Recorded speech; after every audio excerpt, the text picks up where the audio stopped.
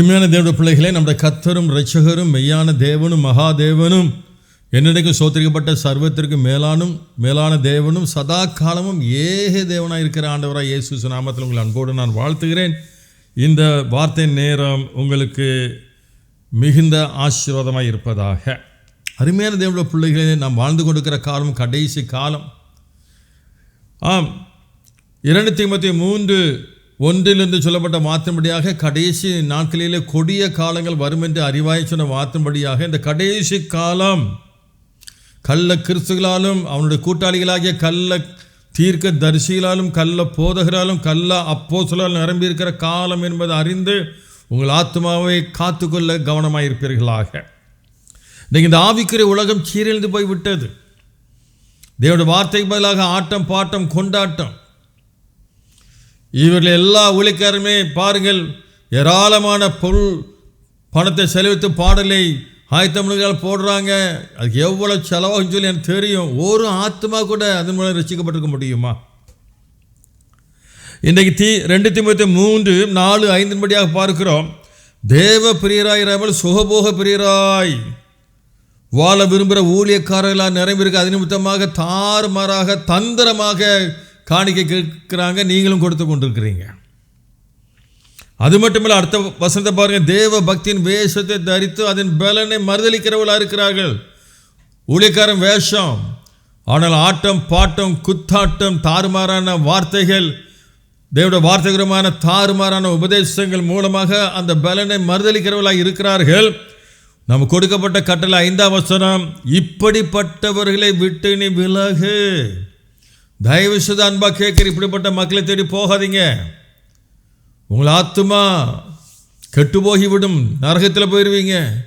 7 வருஷம் உபத்திரவு தள்ளப்பட்டுருவீங்க. புழுவாய் துடிக்க வேண்டியது இருக்கும். அருமையான தேவனுடைய பிள்ளைகளே, ஆகாப் யோசபாத் அந்த ராஜாக்கள் காலத்தில் 400 கள்ள தீர்க்கதரிசிகள் மத்தியில் ஒரே ஒரு நல்ல தீர்க்கதரிசி தான் மிகாயா. இதுதான் இன்றைக்கு நமக்கு திருஷ்டாந்தம். கவனமாக இருந்து உங்கள் ஆத்துமாக்களை காத்துக்கொள்ள மிகவும் கவனமாக இருங்க சொல்லி அன்போடு நான் கேட்டுக்கொள்கிறேன். இந்த கடைசி நாட்களில் பாருங்கள், உண்மையான ஊழியக்காரர் யார்? கர்த்தருக்கு அப்படிப்பட்ட ஊழியத்தை கொடுக்கிறார். ஒரு ஊழியக்காரனை அழைத்து அவன் முதலாவதாக சத்தியத்தை அவனை மனநிர்பவித்து ஜலத்தினாலும் ஆவினால் புறவாவிட்டால் நீ தேவனுடைய ராஜ்யத்தில் பிரவேசிக்க மாட்டாய் என்று மெய்யாகவே சொல்லி சொன்ன வார்த்தைப்படியாக இந்த வார்த்தையை போதித்து திட்டம் போதித்து ஜனங்களை ரட்சிப்புக்குள்ளும் வருகைக்கும் ஆயத்தப்படுத்த வேண்டும். அதுதான் ஒவ்வொரு ஊழியக்காரர்களுக்கும் கர்த்தர் கொடுக்கிற ஊழியம். இந்த ஊழியத்தை செய்யாதவர்கள் கர்த்தர் அழைக்கப்பட்டவர்கள் அல்ல. இது ஊழியக்காரர்களே கிடையாது. ஜனங்களை ரட்சிப்புக்கும் வருகைக்கும் ஆயத்தப்படுத்தாது எந்த ஊழியக்காரரும் தேடி போகாதீங்க. உங்கள் ஆத்துமா கெட்டு போகும். அது எப்பேற்பட்ட பெரியவளாக இருக்கட்டும். கவனமாக இருக்க அருமையான தேவனுடைய பிள்ளைகளே. வரப்போகிற நாட்களிலே கிறிஸ்தவர்களுடைய விழிப்புணர்வுக்காக சில காரியங்கள், சில கைப்பறைகளெல்லாம் எழுதியிருக்கிறேன். அது சீக்கிரம் இந்த மாதம் வெளிப்படும் என்று நான் நினைக்கிறேன். அதுக்காக ஜெபித்துக் கொள்ளுங்கள். கர்த்தர் உங்களுடைய கண்களை நிச்சயமாக திறப்பார் என்று நான் விசுவாசிக்கிறேன். ஆமென். இன்றைக்கு ஆண்டவர் உங்களோடு கூட பேச சித்தம் கொண்ட வார்த்தை பிரசங்கி 10:18. மிகுந்த சோம்பலினால் மேல்மச்சி பழுதாகும், கைகளின் நெகிழ்வினாலே வீடு ஒழுக்காகும். கர்த்தர் இந்த வார்த்தையை ஆசீர்வதித்து கொடுப்பாராக. ஆமென். கைகளின் நெகிழ்வினாலே வீடு ஒழுக்காகும். கரம் கூப்பி ஜெபிக்கிறோம். அந்த கைகளை நெகிழ விடுவது ஜெபத்தை விட்டு விடுவதற்கு அடையாளமாக கொடுக்கப்பட்டிருக்கிறது. அப்படியானால் நாம் ஜெபிக்காமல் போனால், அழைக்கப்பட்ட கர்த்தருடைய பிள்ளைகள் நாம் ஜெபிக்காமல் போனால் நம்முடைய வீடு ஒழுக்காகும் என்று வேதம் நமக்கு ஒரு பெரிய எச்சரிப்பை கொடுத்திருக்கிறது. இன்றைக்கு ஆண்டவருடைய ஆசீர்வாதத்தை விரும்புகிற பிள்ளைகள், இன்றைக்கி என் வாழ்க்கையை செழிப்பாக இருக்கணும், என் குடும்பம் செழிப்பாக இருக்கணும், என் பிள்ளைகள் செழிப்பாக இருக்கணும், எனக்கு இப்படிப்பட்ட ஆசீர்வாதம் தேவை, இப்படிப்பட்ட காரியம் தேவைன்னு சொல்லி அருமையான பிள்ளைகளே, உங்கள் வீடு ஆசீர்வாதங்களால் நிரம்பி இருக்கிற வீடாக இருக்க விரும்புகிறீர்கள். அப்படி ஆசீர்வாதமான மழை உங்கள் குடும்பத்தில் பெய்ய வேண்டுமானால் இந்த வார்த்தையின்படியாக வீடு ஒழுக்காய் போய்விடாதபடிக்கு ஆசீர்வாதமான மழை பெய்யப்பட வேண்டுமானால் ஜெபம் ஜெபம் ஜெபம், அதுதான் தேவை, அதுதான் ஜீவன். அதற்காக தான் ஏசப்பாவை மாதிரி காட்டினார். இந்த ஊழியத்துக்கு வந்தோடனே 40 நாள் இரவு உபவாசம் பண்ணி ஜெபம் பண்ணினார். தனியாக போய் ஜெபம் பண்ணினார். இடைவிடாமல் ஜெபிக்க வேண்டும் என்று கட்டளை கொடுத்தார். சோர்ந்து போகாமல் எப்பொழுதும் ஜெபம் பண்ண சொல்லி கட்டளை கொடுத்தார். எப்போதும் விழித்திருந்து ஜெபிங்கள் சொல்லி கட்டளை கொடுத்தார். ஏன் இப்படியாக கிறிஸ்தவ பிள்ளைகளாகிய நாம், ரட்சிக்கப்பட்ட பிள்ளைகளாகிய நாம் ஜெபத்துக்கு ஒரு முக்கியத்துவத்தை கொடுத்து ஆண்டு சொன்ன வார்த்தைப்படியாக ஜெபிக்கவில்லைன்னு சொன்னால், கைகளை நெகிழ விட்டு விடுவோமே ஆனால் நம்முடைய வீடு ஒழுக்காய் போய்விடும். ஆசீர்வாதமான மழைக்கு பதிலாக சாபமான மழை பெய்யும், தேவையில்லாத மழை பெய்யும், வேதனைப்படுத்துகிற மழை பெய்யும், உங்களை துக்கப்படுத்துகிற மழை பெய்யும். இதுதான் ஆண்டவர் இந்த கடைசி காலத்தில் எதிர்பார்க்கிற ஒரு காரியம். அங்கும் இங்கும் போய் ஒரு ஊழியத்துக்காக ஜெபத்துக்கு போகிற காரியம் அல்ல. என் அருமையான தேவனுடைய பிள்ளைகளே, நான் உண்மையாக மறுபடியும் சொல்கிறேன், உண்மையாக சத்தியத்தில் நடந்த ரட்சிப்புக்கும் வரைக்கும் ஆயத்தப்படுத்துகிற ஊழியக்காரர்கள் மட்டும் தேடுங்க. மாய்மாலம் பண்ணுற ஊழியக்காரர் தேடாதீங்க. ஜனங்களை ரட்சிப்புக்கு வரைக்கும் ஆயத்தப்படுத்தாத ஊழியக்காரர்கள் எப்பேற்பட்ட ஊழியக்காரர் இருந்தாலும் அங்கு போய் செபிக்க வேண்டாம். அருமையான தேவனுடைய பிள்ளைகளே, உண்மையாக தான் சொல்லி அன்பா சொல்றேன். அதற்கு பதிலாக பாருங்கள், ஆண்டவர் கொடுத்த வார்த்தையின்படியாக அவர் கொடுத்த பிரதான கட்டளை மத்திய 26, 40, 41. பின்பு அவர் சீஷர்களிடத்திலே வந்து அவர்கள் நித்திரை பண்ணுகிறதை கண்டு பேதுருவை நோக்கி, நீங்கள் 1 மணி நேரமாவது என்னோட கூட விழித்திருக்க கூடாதா? நீங்கள் சோதனைக்குட்படாதபடிக்கு விழித்திருந்து ஜெபம் பண்ணுங்கள். இதுதான் இந்த வார்த்தை கேட்கிற கர்த்தருடைய பிள்ளை, உலகமெங்கும் இருக்கிற கர்த்தருடைய பிள்ளைகளுக்கு கர்த்தர் கொடுக்கிற பிரதான கட்டளை. ஜெபத்துக்கு முக்கியத்துவம் கொடுத்த எவ்வளவு ஒரு பிரதான கட்டளை கொடுக்கிறாரு பாருங்க. 1 மணி நேரமாவது விழித்திருந்து என்னோடு கூட ஜெபம் பண்ணக்கூடாதா? எதற்கு? நீங்கள் சோதனைக்குட்படாதபடிக்கு 1 மணி நேரமாவது விழித்திருந்து ஜெபம் பண்ணக்கூடாதா? அருமையான தேவனுடைய பிள்ளைகளே, ஆண்டவர் கொடுத்த அந்த கட்டளைப்படியாக நமக்கு காட்டின மாதிரிபடியாக நம்முடைய வாழ்க்கை ஒரு ஜெப வாழ்க்கையாக இருக்க வேண்டும். நமது மூச்சே ஜெபமாக இருக்க வேண்டும். ஜெப அக்கினி நமக்கு பற்றி எரிய வேண்டும். ஜெப ஆவினால் நாம் நிரப்பப்பட வேண்டும். அது நிமித்தமாக ஒரு ஜெப வாஞ்சை நமக்கு உண்டாக வேண்டும். எப்போது நேரம் கிடைக்கும் நான் ஜெபிக்கலாம் என்கிற ஒரு ஜெப வாஞ்சை நமக்குள்ளாக உண்டாக வேண்டும். அதிகாலையிலே எழுந்து 1 மணி நேரமாவது ஜெபிக்க வேண்டும். ஒருவேளை 1 மணி நேரம் ஜெபிப்பு கடினமாக இருந்தால் அதிகாலையில் ஒரு 1/2 மணி நேரம் ஜெபம் பண்ணுங்க. இரவில் தூங்கப்படுக்கு முன்பாக 1/2 மணி நேரம் ஜெபம் பண்ணுங்க. மற்றபடி நீங்கள் நடக்கும்போது, உட்காரும் போது, வேலை செய்யும்போது, சமையல் செய்யும் போதெல்லாம் உங்கள் ஆத்துமா ஜெபித்து கொண்டே இருப்பதாக. ஜெபமே ஜெயம், ஜெபமே ஜீவன். ஜெபம் இல்லைன்னு சொன்னால் ஒரு ஆசீர்வாதம் பெற்றுக்கொள்ள முடியாது. என்ன ஜெபம்? நம்முடைய தனிப்பட்ட ஜெபம், அதன் முன்பு குடும்ப ஜெபம், அதன் முன்பு உண்மையான ஊழியக்காரர்களை தேடி போகிற சந்தர்ப்பம் தான் நீங்கள் ஜெபித்துக் கொள்ளுங்க. அப்படிப்பட்ட கூட்டத்துக்கு நீங்க வாங்க.